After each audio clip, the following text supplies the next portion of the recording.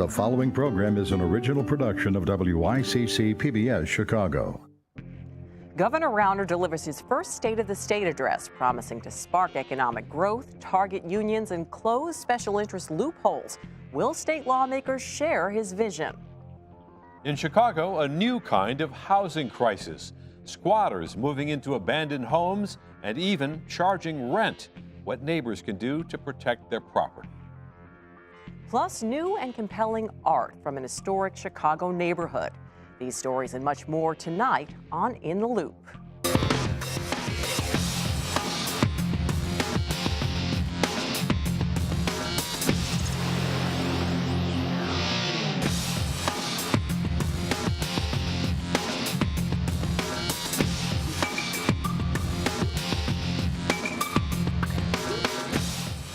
Good evening, I'm Barbara Pinto. And I'm Chris Bury. Tonight, a closer look at a new breed of con artists targeting abandoned buildings in the Chicago area and how that could affect you. Squatters who move into boarded-up homes have long been a nuisance. The FBI estimates they've made themselves at home in 300,000 houses nationwide. But here in Chicago, they're adopting a bold new strategy. The squatters here are filing phony paperwork to trip up authorities, making the audacious claim that state and federal laws do not apply to them. These individuals move into these homes and they blend in. They plant flowers and they cut the grass. 19th Ward Alderman Matt O'Shea is driving us through the Beverly neighborhood on Chicago's southwest side. This is a stable middle-class area with well-kept historic homes. But O'Shea says squatters have taken over at least 12 vacant homes in his ward. Some are even posing as landlords and charging rent.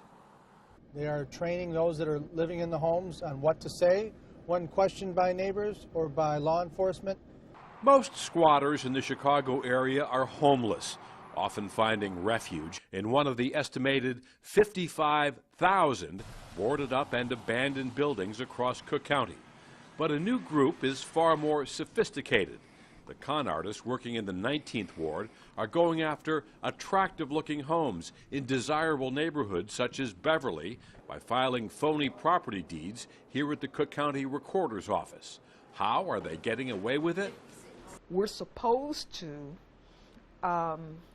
record everything that walks in the door. That's right, everything. Illinois has an open land system when it comes to recording property. On an average day, the Cook County Recorder of Deeds registers about 2,600 documents. Under state law, anyone can walk into a county recorder's office, fill out a blank deed with a PIN number, pay a fee, and get the property registered in their name. So you can see that, while this is an open land system and it was meant to be so that the public would know, that now it's getting to the place where these culprits are using it for bad things. This is historic Longwood Drive we're driving on now. We actually do have two homes on Longwood Drive that the squatters have taken over. In one case, a classic mansion on the hill is right next to a modest split-level home now occupied by squatters. Posted at each one of these homes are little signs that read, "No trespassing," followed by phrases such as divine province and the supreme law of the land, commonly used phrases by squatters who claim allegiance to something called the sovereign citizens movement. They say the U.S. government has no authority over them. They spout centuries-old common law to justify their actions. This is an organized, professional group of people. They know what they're doing. Alderman O'Shea says 3 men with ties to a group called Moorish American Nationals have been operating in his ward. Raymond Trimble, Torres Moore, and Fahim Ali all have criminal backgrounds. Trimble currently has a warrant out for his arrest for violating his electronic monitor. Moore and Ali, also known as David Farr, were arrested 6 years ago for attempting to use bad checks to buy nearly $400,000 worth of classic cars from this museum in northern Illinois. Now, these sovereign citizens are anti-government extremists. They do not adhere to our laws. They think they can do whatever they want to do with impunity. Squatter activity in the Chicago area has been on the rise since the real estate crash of 2008, which triggered a flood of foreclosures.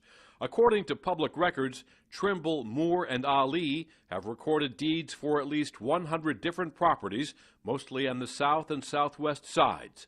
Hardest hit, the Beverly and Morgan Park neighborhoods in the 19th Ward.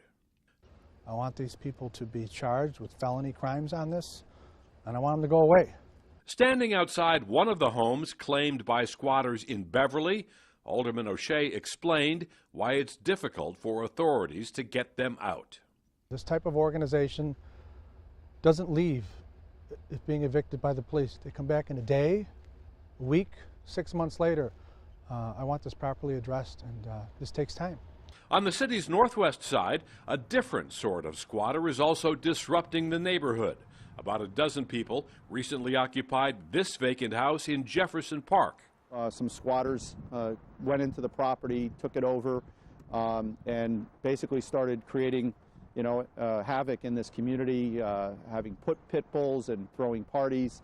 45th Ward Alderman John Arena said the squatters intimidated the neighbors and trashed the house. His office is now working with the bank to get the home fixed up and back on the market.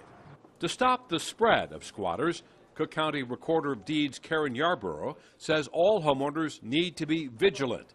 She's urging people to sign up for a free property fraud alert program that warns of any activity on your PIN. You get a copy of your credit report maybe once a year so that you can just, monitor it to make sure that no one has taken out a credit card in your name.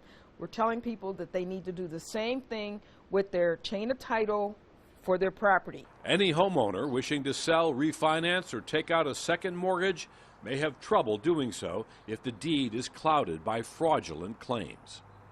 I don't know if we could ever prevent this, but we need to make it more difficult, and we need to strengthen the penalties for people that do commit these type crimes. These are felony crimes. These are destabilizing safe communities.